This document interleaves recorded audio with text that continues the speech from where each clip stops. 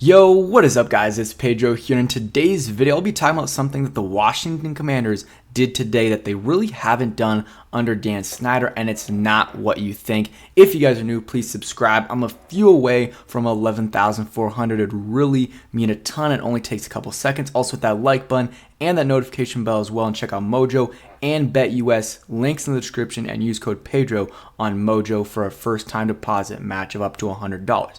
So let's talk about the thing that the Commanders did that really, caught my eye a little bit, and we'll also get into some injury updates as well. So this was today, and when you read it at first, you might be like, what are you talking about? But the Commanders converted $7.5 million of Charles Leno's base salary this year into a bonus, and tacked on 3 additional void years to his contract to clear $6 million in salary cap room per source. And again, that doesn't seem crazy, but they just created $6 million in cap space basically by doing nothing. And, the extra void years will, tack on a little bit more cap space at the end. But for the most part, they just created $6 million in cap space to, I don't know what they're going to do. Maybe they'll try to extend someone like Cam Curl or someone else. Maybe they'll try to bring in Kareem Hunt or Dalton Risner or another player. Or it's just for transactions throughout the season, because I think they had the fewest amount of cap space in the league with like 540K, which I don't know how that happened, but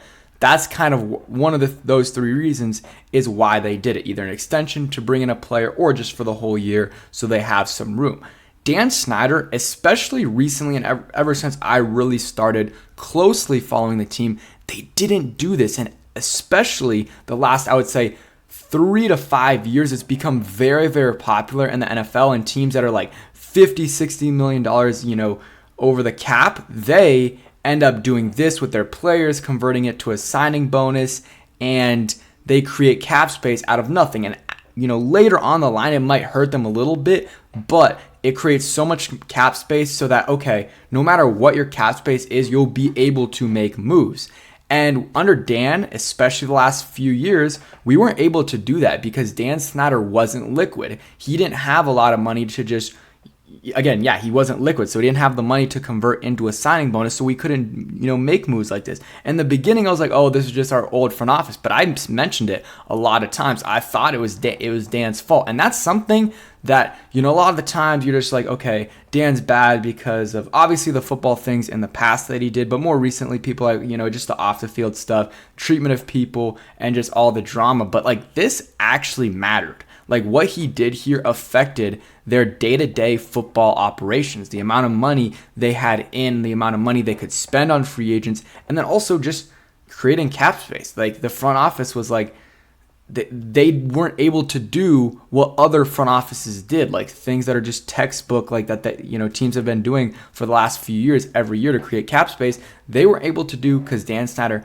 either didn't have the money or didn't want to give them the money. And that's something that now, because of Josh Harris, we're going to be able to do. Josh Harris has bread. He's able to give $6 million, or I guess 7.5 or whatever it is, easily to Charles Leno. This is good for Charles because he gets, some money, and I guess, the void years doesn't really matter. But I really, really am happy they made this move. And it's not a big move, but it just shows that the difference of ownership, and that, now we're going to be able to make these moves. So if we enter the, off season with $11 million in cap space, or let's say 15, we can probably get it to 30, 35, just making some moves like this.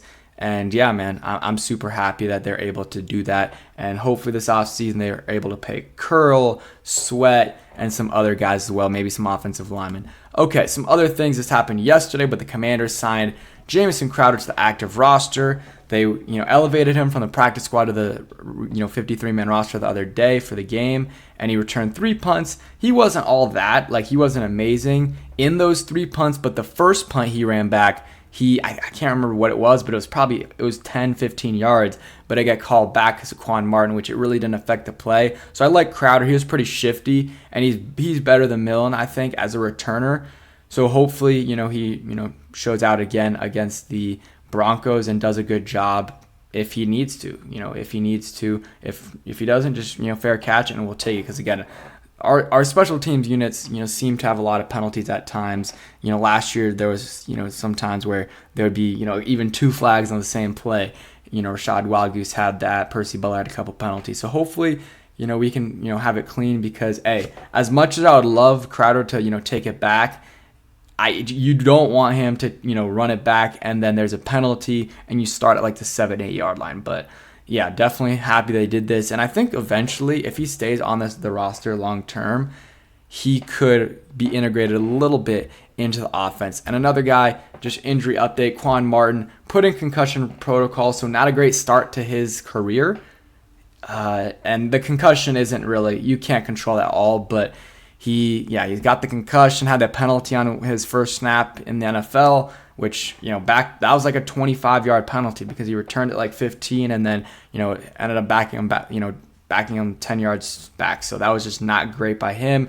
And he didn't play any defensive snaps. So I really hope he's able to play this week. Who knows with these concussions, it's like 50-50 if they're able to play.